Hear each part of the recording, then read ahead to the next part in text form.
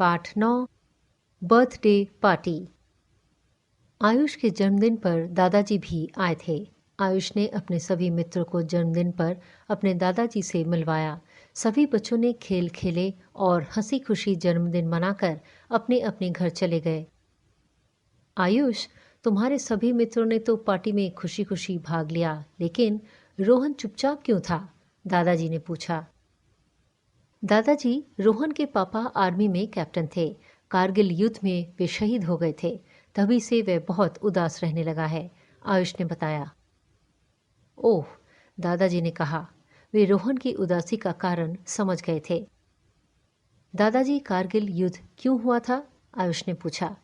कश्मीर के उत्तरी इलाके में हमारे पड़ोसी पाकिस्तान के साथ लाइन ऑफ कंट्रोल के पास कारगिल पर्वत है। वहीं 1999 में मई और जुलाई के बीच लाइन ऑफ कंट्रोल की रक्षा के लिए कारगिल युद्ध हुआ था। इस युद्ध में हमारे सिपाहियों ने बहुत बहादुरी से पाकिस्तान के सिपाहियों से 60 दिनों तक युद्ध किया था और 26 जुलाई को आखिरकार अपने क्षेत्र को हासिल कर लिया। इस युद्ध में दोनों ओर के कई लोगों की जानें गईं।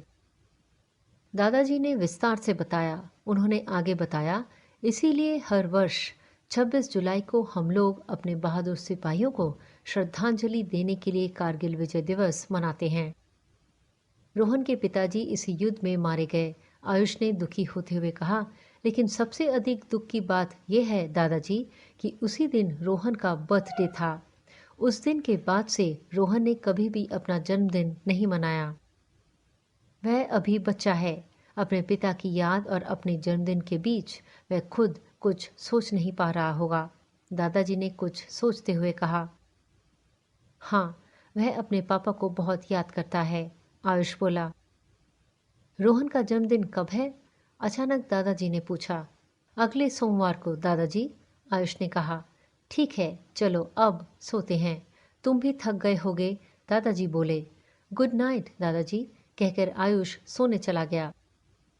सोमवार को रोहन के घर में उसकी मम्मी उसे नए कपड़ों को पहनने को कह रही थी।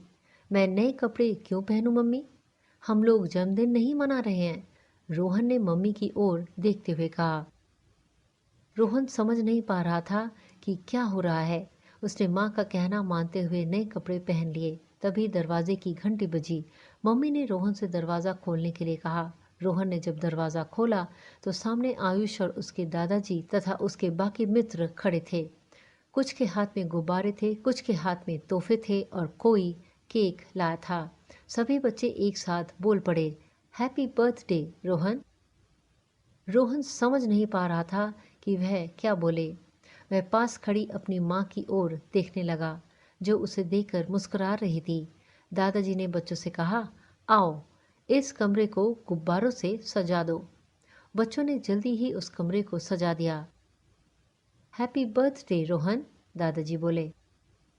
लेकिन दादाजी, मैं अपना जन्मदिन नहीं मनाता, रोहन बोला। रोहन, दादाजी ने तुम्हारी मम्मी से बात कर ली है और ये भी बता दिया है कि यदि तुम्हारे पापा होते तो तुम्हारा बर्थडे मनाकर वे भी खुश होते। इसलिए मेरे दादाजी और तुम्हारी मम्मी ने मिलकर ये सरप्राइज बर्थडे पार्टी मनाने की सोची, आयुष बोला। रोहन ने आंखों में आंसू भरकर अपनी मम्मी की ओर देखा। मम्मी ने कहा, आओ यह समय केक काटने का है। रोहन के केक काटते ही कमरा फिर बच्चों की आवाज़ से गूंज उठा। Happy birthday.